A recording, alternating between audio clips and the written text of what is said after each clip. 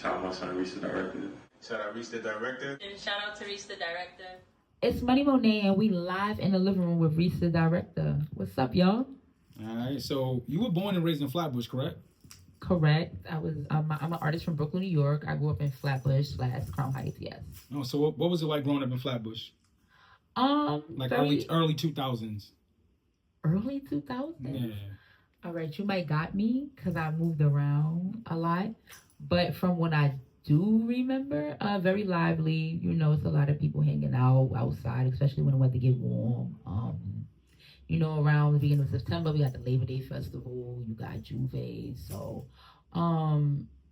mostly Caribbean, but you know, it's a mixture. It's a mixing pot, of course, but mostly Caribbean. Yes. Okay. Do you have any siblings? For the first 21 years of my life, I was the only child, but now I do have a younger sibling, a younger brother. Oh, okay, dope. So how did you come up with your stage name, Moneyy Moenae? Well, when I was thinking of my name, my birth name, of course, it sounds like a singer. So I wanted to have a little edge, and I did want to speak something into existence. So I took my middle name, which is Moenae, and I put money. I was like, you know, speak that into existence. So I put Moneyy Moenae. Oh. And it was a play off my name too. So yeah. Okay, so it's actually been a year since you've been making music, since you've been an artist. Yes. Like, how does that feel? It feels great. I actually make 2 years, October 27th. So Yeah. coming up on a year and a half. Okay, cool. It feels great. Within this past year and change, performing more, networking. I've gotten to learn myself more, make new music, better music, grow, learn the business. Do you come from a musical background? I've talked about this before. I've said it, like my mother, you know, had her time of rapping, but never, I guess, honing the talent, more spitting. I mentioned this before. I have someone in my family who was a part of like a sub-label of Wu-Tang, I would say. I think it was the Cream team, if I'm correct. I hate to say information wrong. We'll figure that out. Yeah, but I guess besides that, I'm the first to like harness it and drill in it and like perform, craft, network, write, you know. So what's your ethnicity, like, far as in your background? I'm African American, but I am Caribbean also. My parents, my Guyanese and Bayesian, so I have a mixture of the Caribbean. Oh, okay. But born and raised here, yes. Are your parents and family supportive of the music career? For the most part, it's more of a online support, but they are. Right, it's support. Yeah, they're supportive. Yeah.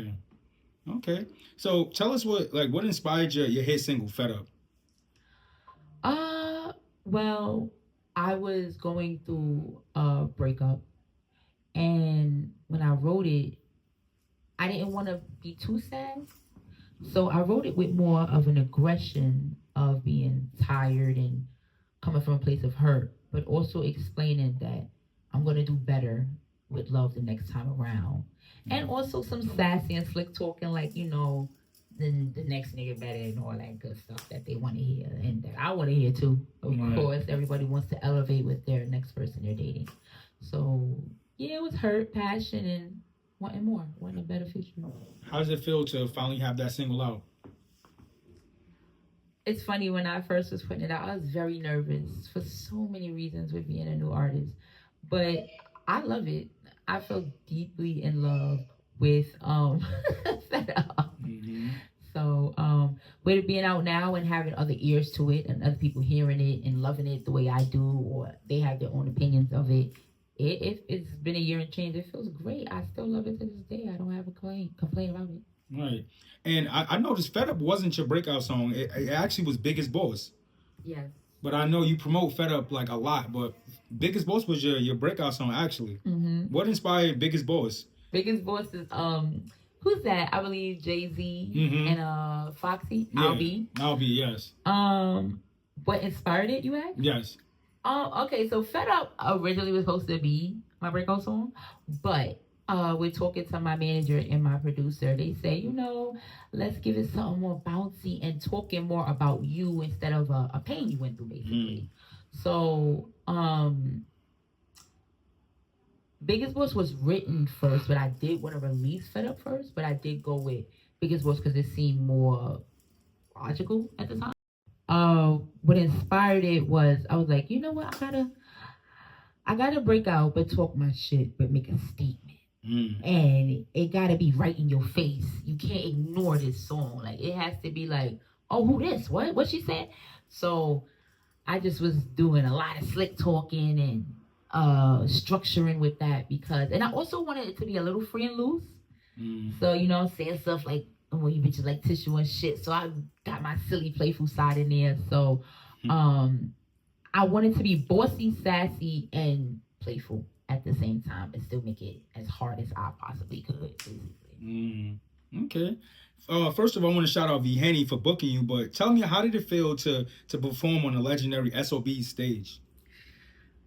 Oh, to this day, I would still say that's one of my biggest accolades. And I'm going to give a shout out to my manager, Reese The Director, of course, for booking that and seeing that fully the way through. I couldn't have did it without him.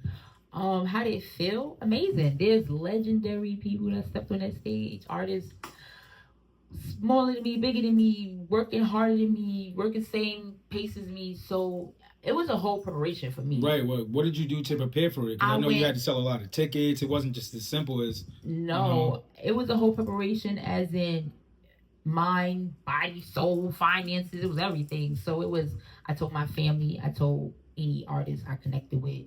I connected with this makeup artist from the Bronx. Her name is Gabby. Shout out to Gabby. Yes, shout out to her. She always hooks me up. She does a great job. Her prices are fair. She a little fun, Bronx, but listen, it's worth it. Her energy, her vibe is very worth her services. She's worked with a lot of underground artists.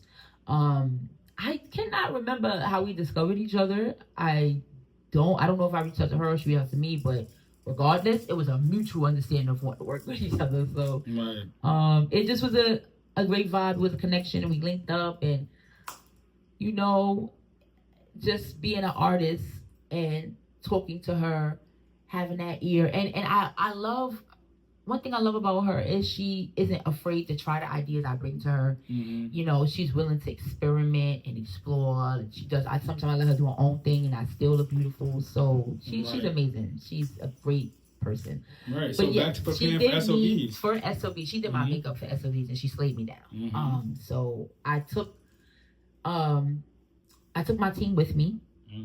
We all went to Gabby's house, of course. Her house is the house, of course. We went there. They all sat with me for 3 hours while she did my makeup and hair. Then we traveled all the way back to Brooklyn. And I had some of my people waiting there. I had to sell tickets. It was fair. It wasn't nothing that I would complain about. The amount of tickets I spent, the money I paid, like the whole experience, how V. Henny constructed it. I really have no complaints. Right. Getting there was great. Going in, there was no issues. You know, it was great. You got to sit with V. Henny and really I got to sit with V. Henny and really get to talk to her and have a good conversation with her. You know, she's been doing this for years. So an artist at the point that I'm in my artistry, that was great for me to really sit with her, talk with her. She brought A&Rs out also to see the talent. So, you know, you feel important, you feel special, you feel like all of this that you're putting into this, like it's gonna be seen, it's gonna be worth it. She, you know, made it very clear how she is on support. You know, you're gonna stay there, you're gonna watch everybody. I'm with that because I do that. So, you know, everyone gets to be seen. It's fair. I'm gonna give a shout out to CP, the DJ, because he's a great DJ. He's a DJ for SOBs that night. It was a lot of great talent there. Speaking of CP, the DJ, you won a distribution deal at the Road to Day Summit event. I'm sorry, not the Road to Day Summit. At the Road to South by Southwest event. Yes. And that was actually through CP when you met him at SOBs, correct? So I was the last to perform at SOBs, and they say they saved the best for last. So I performed last, and I won a slot to win a chance to go to South by Southwest. And that was from CP the DJ. He was the DJ that night. And then I think it was like maybe a month later, I did some shows in between, but a month later I was doing that contest for to go to South by Southwest. Now I didn't win that, but I did win a distribution deal with them, and you know, he really pushed for that, and I appreciate that with my team yelling, my manager, all the work he put in, and it really worked out the way it was supposed to.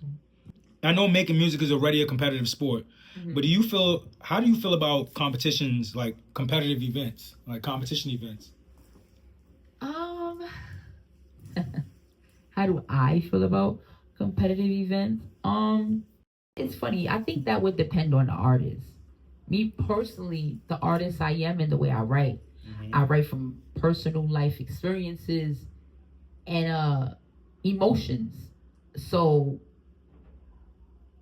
it's hard for me to compete with my life story versus, I guess, your life story, basically, because I'm more just telling what I went through and experienced. So for me, I love to go and watch and support, but I just personally wouldn't put myself in it because I'm cool with the friendly competition, but it's a different energy when you're competing. It's a different vibe. It's everyone's here. They here for it. It's a hunger. It's different. It's kind of less support. Yeah, and for me, I don't want to say it's not for me, but I don't mind the competition. But my vibe just is more, I guess, inviting and wanting to enjoy every moment of this artistry. So I don't mind it, but it's not my go-to. I guess I'll say. I feel if that's your lane, no issue. I'll be there to support you, but don't tag me in. Don't tag me in because I just prefer to rap from the heart and have a different vibe in the room than that. I'm more supportive room. I respect that. So in December, you performed for Hit the Beat and won a slot to open for Deani Dior. Yes. Congratulations on that. Like how was that performance? It was great. It's funny. It's debatable if that was one of my best performances. I did not know, honestly, I was competing. I had my own goal in mind, if I be blunt. I was trying to perform in every borough before I made it to the next year. I had my own goal, no disrespect. I saw they had a show in Staten Island, and I said, I've never performed in Staten Island. So I went to perform in Staten Island. I performed my heart out, honestly, because that was the last borough.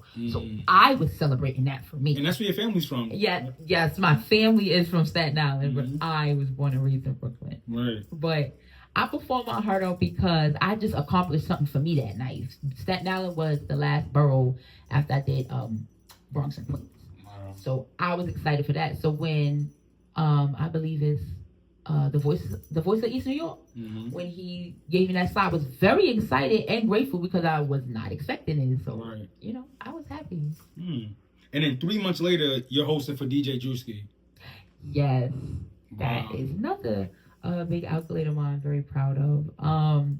Shout out to Rehabilitation Speaks. Shout out to Rehabilitation Speaks for that. You know what? I'm gonna talk about it. I'm gonna speak about it. How that came about. Rehabilitation is funny. He's very animated. He's very funny. So he had wrote me and was like, I'm having Drewski come out, and I would like for you to host my event. And I told him, oh, okay, cool. Just like give me some time to get back to you because I wanted to check my calendar and get everything in order. I don't think my time frame worked for him because he posted that I'm hosting for DJ that next day. And I said, okay. And you know what? I said, fuck it. Oh, I ain't mean to curse, my bad. But I said, F it, you know what? We hosted with DJ Drewski. It made sense. I just wanted to get my stuff in order. But I said, all right, look, we doing it. So I practiced. And I practiced performing. I practiced hosting. And that was your first time hosting? It was my first time hosting. So I practiced every day to make sure I got things. So I still was nervous and made mistakes, of course. But I made less mistakes because I practiced. So performing, I practiced outside and pretend scenarios, those type of things. But it was great. Did you get to talk to Juicy? I did get to talk a little bit, but not too much because it is a busy night and he's running around dealing with many people that want to talk to him a lot. But it was like a small gym, so I'm not complaining. I got more than I expected and asked for. So hey, I'm not mad at all. But I had a great night overall, and I do appreciate rehabilitation for seeing me, my potential, and making it like very clear that he put me on a platform and wanted me to be seen by someone as big as DJ Drewski. I really appreciate that for seeing my stardom. So you got Jersey, CT, Philly, Atlanta. You went on an East Coast takeover tour. Yeah. Shout out to Icy. What was that experience like going on your first tour? Shout out to Icy for booking me for majority of the states you said. And shout out to V Diamonds as well. And V Diamonds, yes. It was great. I love the locations that Icy picked. They are beautiful. You could tell she took time picking those locations. They're elegant. You know, it's the background is everything. I love the artist she picked. I ain't never seen her lack on talent. Like the talent from Icy is the talent. If you want some good talent from handpicked from multiple states, so you really get to see the best of the best from each state she's picking from. Her prices are fair, good energy. I ain't really got no complaints. Experience, when I went to Philly, we took a 3-hour bus. It was great. Well, I love traveling. So when we got out there, at first I was like, all right, where we at? Where we at? Let's figure out where we at, because this ain't where we at. So first we figured out where we was at. Then we got to the location. Hold on, let me get it right. So we got there. Oh yeah. So we got to the location. It was like a lounge bar, I believe. It was nice. It was dope. No complaints. The DJ was cool. It was a packed room too. I ain't gonna hold you. So I met great people, all supportive. I performed Contemplated Suicide there. Now that's not my first time performing Contemplated Suicide, but I would say I performed it better than the first time. The first time I performed it at Cafe Bloom in the Bronx. But I performed Contemplated Suicide here, and I felt more better because I've been performing more. And that's a song I kind of stay away from because it's very emotional and personal to me. Right. But, you know, my manager, he said, challenge yourself and do this. And see how you do. You did it before, but don't give up on it just because it's emotional. Right. So, yeah, Icy, you know, she got my Contemplated Suicide out there in Philly. And, you know, it caught the eyes of some A&Rs and different people that was in the room. So I appreciate that. What else we did? Where we went? Atlanta. We went to, I was going to save Atlanta for the last, but let's talk about Atlanta. Atlanta, yeah, I'm going to have to throw you on the bus. My manager don't like to fly. So, well, he never flew before, so he ain't flying yet. But we took a 18-hour bus ride to Atlanta. My back ain't never been so mad at me. It was a lot going on that bus. That bus is you gonna catch a lot on that damn bus. But listen, it was worth it because we got there safe and sound. You know, sightseeing views, a lot of personalities on the bus, so you know you get some laughs and stuff, giggles and crazy moments. Right. But once we got there, again, location, fire, beautiful. Got some elegance in there. Now hold on, they had them dollar wings. Anybody know me? I'm with a deal. They had some dollar wings. I messed with that. DJ was cool. Had some great talent. When with Atlanta, what I did like is the artist she booked, and because you could hear the Atlanta when we went, I did really like that it didn't feel saturated. I could hear some of Atlanta there. I really like that. Where else did I go? I went to Atlanta. I went to Philly. Connecticut. So I went to Connecticut, but that was with Saint Six. Right. Saint Six Entertainment. Shout out to them. They booked me, and me and my team went out to Connecticut. That was a 2-hour, but I had a ride there. It was dope. Again, they had A&Rs in the building. They had a couple big important artists there. They ain't lack on the talent either. It was a great room. I got to network. And I met a lot of dope people there. So they had some good talent there. I like the stage. I like their room. The location they had in Connecticut, I did really like it. It was like a split. So you had like a bar on this side, and then you had the performance. So what was great about that is getting, I would guess you would say, your average day. You know, I don't want to say it in a rude way. They're not an artist, but you get the average day, people hearing you. So what I loved was when I was performing, I'm boasting about myself a little bit. I had a couple regular people like peeking their head over, like, who that was that. I loved it. I felt what I wanted to feel, that the artist seeing me plus some people that aren't artists seeing me. I really did like that. Spectators basically seeing me. So that was great. You going yeah, I had a great time, honestly. So can you describe your process when it comes to writing your music? Like what fuels your music? So I'm a Cancer, so I do go off of emotions. So it's so different. Like, it could be sometime where it takes me a minute to write something, and then it could be something emotionally that could happen or trigger me, and I could write it in a day and it's done. It might need to be tweaked or fixed or fit the beat, whatever it needs, but done. Maybe sometime the beat. It's like, it's really, oh my God, my writing process is so crazy. It really is. Because I do different things. Are there any specific artists or like genres that like influence your style? Well, see, that depends on. I know you're a '90s girl. Yes, I am a '90s girl. That does depend on what I'm writing. So if I'm writing a love song, if I feel like, oh, I'm writing a love song, yes, I am going to listen to some love songs. Most likely my favorites, the most heartfelt. If I'm doing love, but I still pull back. Who are your favorites? Oh, well, I love me some Faith. I love me some SWV. If we talking '90s, of course, which I'm most likely talking. Carl Thomas, Case is not just women, you know. 112. Genuine. I love me some R&B, especially. I love me some Kelly Price. I love her. If you spilling your heart out, I love it because I can be very vulnerable. So I love it. But I also, within my vulnerability, have like a tough shell.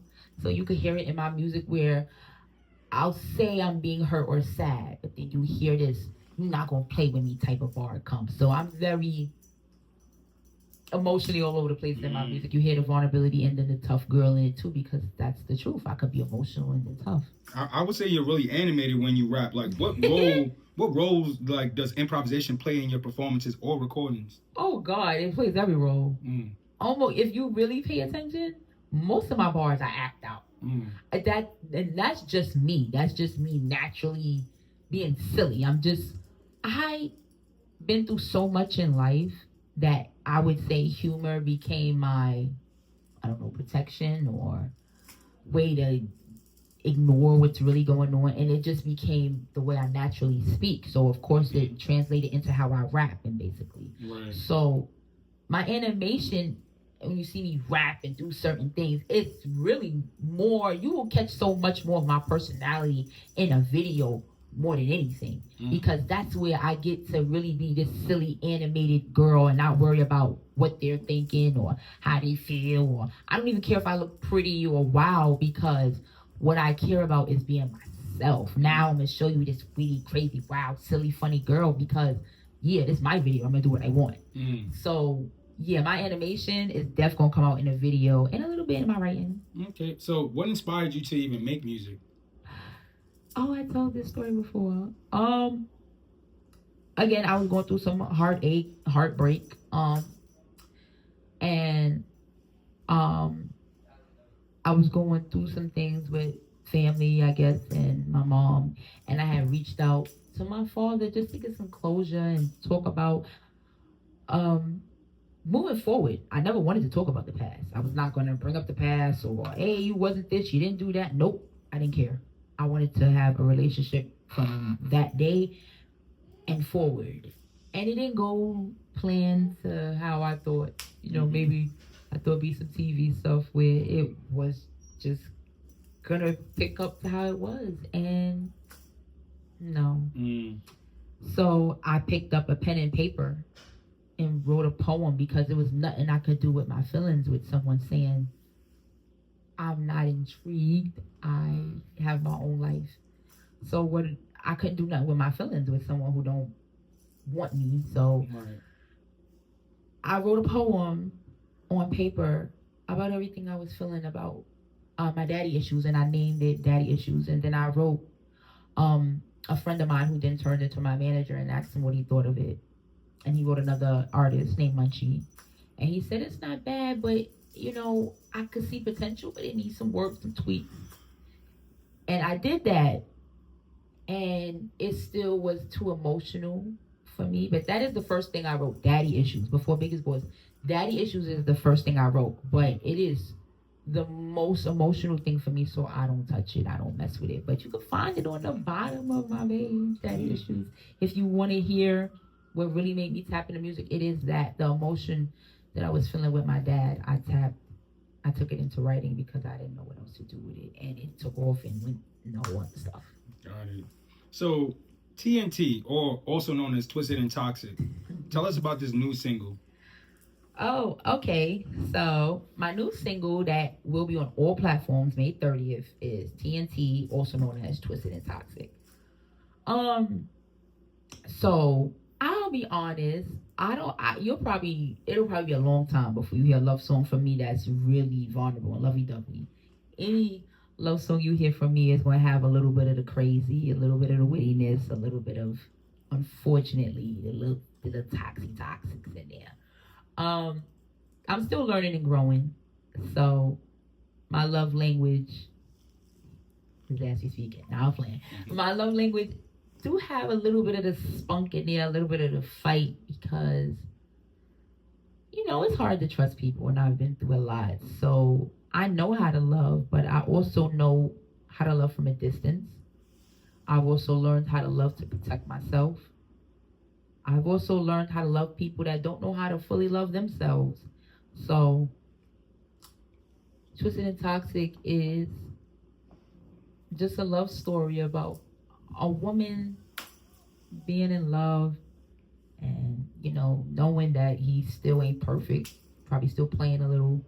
So she does the same, play a little, but deep inside, what she wants is there, but ain't there. But it kind of does end with getting on track to building a healthier relationship. Because at the end of any of my music, I do want you to get the gist of wanting more and wanting better. So you'll still hear a little bit of trying to end the cycle. And you'll hear me say, you know, I put my pride to the side because the love you cannot find. So I'm still trying to, regardless of how I feel, learn to adjust and get better within love. So I'm not trying to promote the toxicity. I'm trying to say it's there, but trying to get better. So who produced this single? My big bro, Scooteria Scoot. He definitely has me in the studio, tapped in, locked in. Excuse me. He has me in the studio, tapped in, locked in, working, and he's very patient. He knows I'm new and still works very hard with me. So, listen. Tap in with my boy Scoop. So you're a mom as well, correct? Yes, I am. I'm a mom.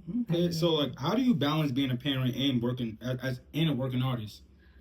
It's not easy. It's not easy splitting your time between being a mom and being an artist, because being an artist is at night. So you have to find a sitter. You have to split your time. I even have to take accountability for when I'm not perfect.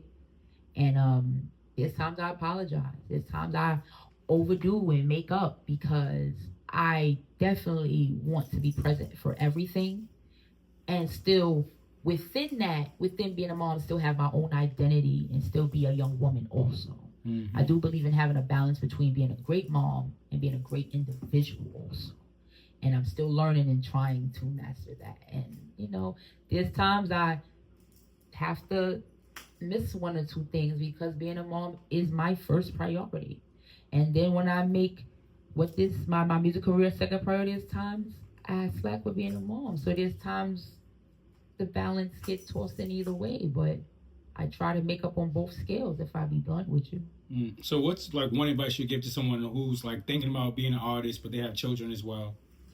Thinking about being an artist and having children as well, my advice is, first off, don't let nobody tell you can't do it. That is the first thing you have to accept, is that you can. And then working on how you're going to. Whatever you set your mind to, you already know you can do it. And if you don't know, I'm going to tell you can. So the first step is to believe in you can, working on how you can, regardless if that's finding a trusted family member or learning how to find a new person you could trust, and regardless if that's looking out or paying. But if you're going to do this and be a mom, you got to be willing to go crazy. I'm not going to sugarcoat that, because there's a lot of people that have kids, don't have kids, that's with the grind. So I ain't going to tell you it's easy, but I'm going to tell you there's room. And you can fit in that room. That's what I will tell you. Because I found a way to fit in this room. And there's times I drop the ball, pick it up. There's times I'm juggling the ball. But once you master juggling the ball, ain't nothing nobody can tell you. And I'm mastering juggling like 2 balls. I got to throw that third one in. So what are some red flags for you when working with other creative people? Oh, a red flag for me? Honestly, it first goes off your energy, of course. Because anyone who disrupts your energy is, of course, going to be an issue. So, but then again, that comes with, learning to play a game depending on who the person is. So, as long as you don't have to take like the bad energy home, I would say, you could work through it if you know how. Red flags, the energy, you could tell by how, I guess, effective they're with you, or professional. If they lack professionalism, that's a red flag. How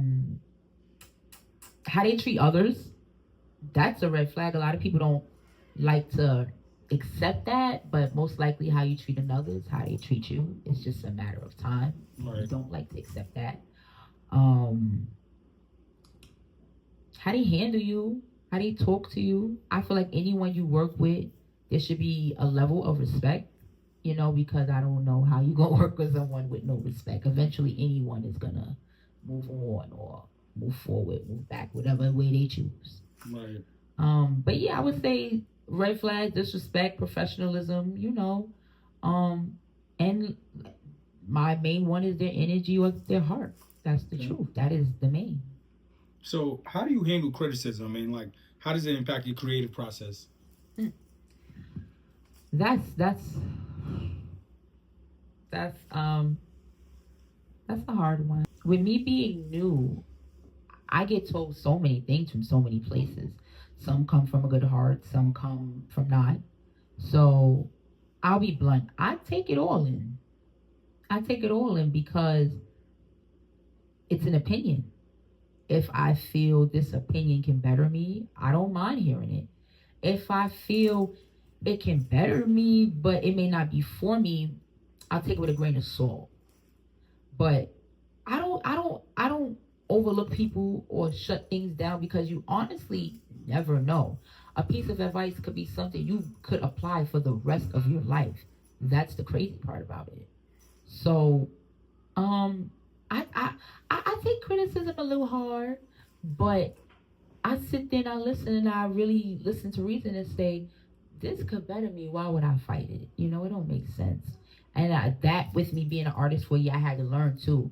A lot of new artists, there's so much growth that a lot don't understand, that I'm still learning to this day. To this very day, I'm still learning. I have way more to learn than I can even imagine. I can imagine a year from now, I'm going to say I still got so much to learn. So, so I sit here, and one thing you will see, I'm very humble, because I already know what I know now to what I've known from a year from now is, come on. I have to be humble, no matter how hard I'm working, how talented I feel I am. You still got to remember where you come from and be humble. So I take criticism and I try to apply it. And I still try to stay true to myself, though, because there's only so much, I guess, criticism you could take before you're not yourself. Right. So, like, what do you do to stay disciplined with your goals? What do I do to stay disciplined? That's funny because I kind of have like a clipboard, and not I kind of I do. I have a clipboard and I have a poster that I write down what I want to complete for the week, what goal I have for the month, what goal I have for 6 months. I'm very detailed with that, very organized with that. Like if it's a new song or writing 2 new songs, or I stay very into what I have going on because I set my own goals for myself. Like I've said in my music, I have no label, so the only person pushing me is me. And of course my team, my manager. But at the moment when I wake up, I set goals. You see me up early in the morning, regardless of the post, tag, share, I'm already on it. Early bird get the worm. Mm-hmm. So, who encouraged you to believe in yourself? Like any memorable moments or any family or friends? Well, first, I'm gonna give a shout out to me because I did that. And then my team, my manager. There's moments even when I feel like, damn, I should feel like I should be further than where I am. I feel like maybe sometimes I feel like I'm moving in this slow pace, and they really be having my back between my manager and my team. Like, nah, you where you should be. You working hard, you grinding. Then they tell me push harder. So I don't lack that. I don't lack encouragement. I don't lack people that genuinely believe in me and have my back. So I really have that between my manager, between my team, between family, like I said, regardless of what type of support it is. I have a great support system on, Facebook and social media platforms. So every day I ain't gonna lie, I do wake up to great motivation. And part of that is me, part of me is around me. And I naturally look at the cup as half full. So it's not hard. Like, so how do you find a unique voice and sound with the music industry being so saturated though?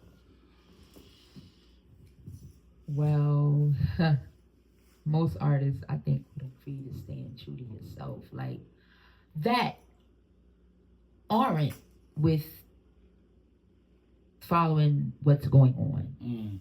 I don't have a problem with what's going on. It's just, I love what I got going on. If I be honest, that's really what it is. I'm genuinely in love with what I have going on. I love what I'm doing, as in the sounds I want to hear, and touching memorable things I love, bringing back something that makes you turn your head. Oh, I love that. And hold on now, I am ready to create my own. Oh, I love that. And it's gonna happen when it's meant to. Don't get it twisted. But yeah, well, I stay unique with, honestly, I see what other people do have going on, but I really fall back from that because it could distract you and it could make you feel like you need to know what's going on and follow what's going on. But I'm so into loving what I have going on that I sometimes distance myself a little bit and just dig harder into what I got. I go even harder to prove what I got what's going on is what the fuck is going on. It sounds a little old, but listen, that's what it is. But yeah. Who would you say people mostly compare your sound to? Oh damn well, who they say? They say, of course, the older generation, of course. I've heard Little Kim the most. I've heard Foxy. I've heard Remy Ma. And then I get surprises. I've heard Rod Digger. I've heard Roxanne,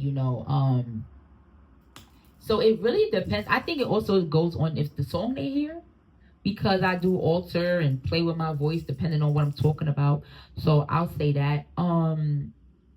Yeah, but mostly yes, I have heard Scarlett. That is one of the main of, if you talk about the newer girlies rapping, yes, they would compare. I think that's more my animation. I think how silly and animated I am is why they compare me to Scarlett the most. And I am a chocolate girly, but she don't wear glasses, so but yeah, I think that's why. But yeah, between Scarlett and Lil Kim or Remy Ma, those are the main three. Okay. So and I appreciate it. So what's the difference between you and you as an artist? Me as a person, I'm very sweet and silly and playful and nice, soft spoken sometimes, understanding. The artist me is more, I guess, in your face, rambunctious and animated and hardworking. Only a few people really do get to see the funny, silly, playful.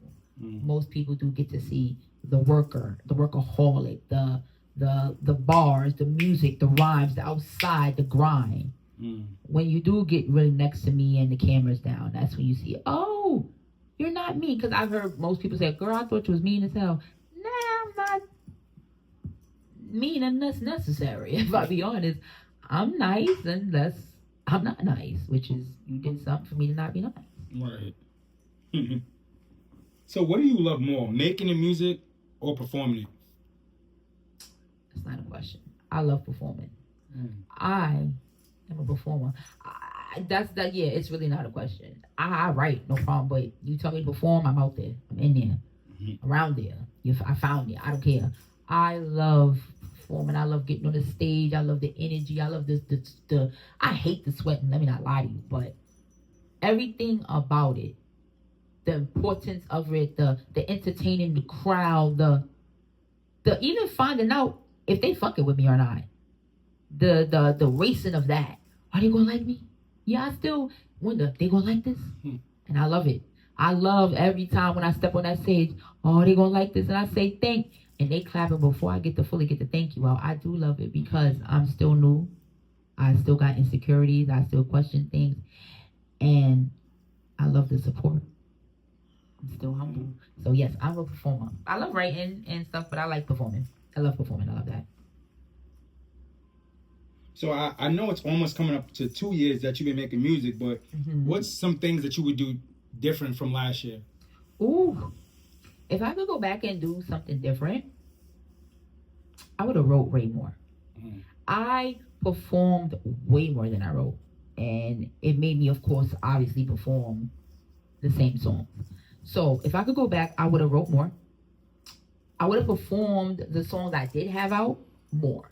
I stuck on promoting my main song, which isn't a problem, but more people would know my other music if I performed it more because I performed at so many different locations. I would have came out more silly than shy. I came out way more reserved. If I could start over, I would have came out with my personality at the front first. Okay. So for someone who's never heard of Moneyy Moenae or listened to your music, tell us 2 songs they should go listen to right now.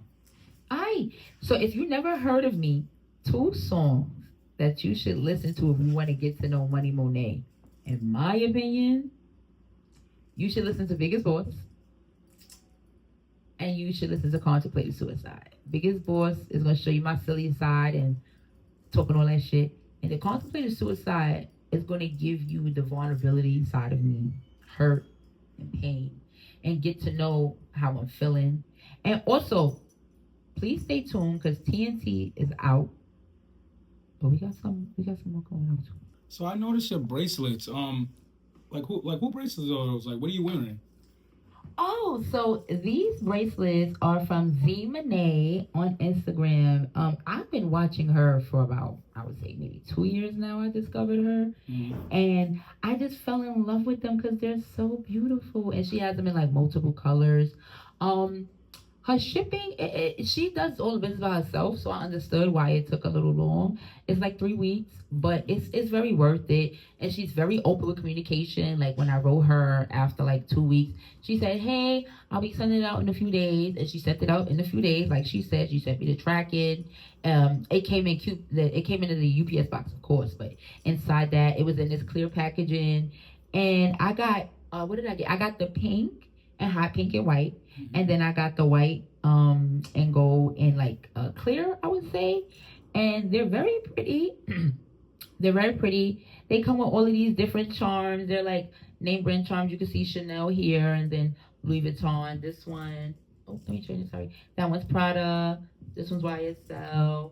This is a little Louis Vuitton bear. Like, it's really cute. Mm-hmm. It's a Chanel. It comes in. She does any color you want. Like, you can pick the ones on her page.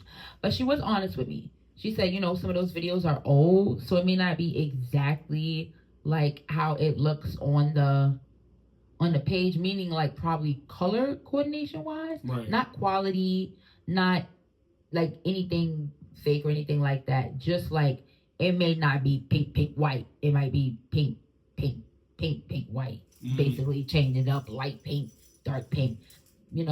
Things run out of stock, but listen, her energy was beautiful, very sweet. I see she's worked with a couple of big artists also. Like she's giving them bracelets.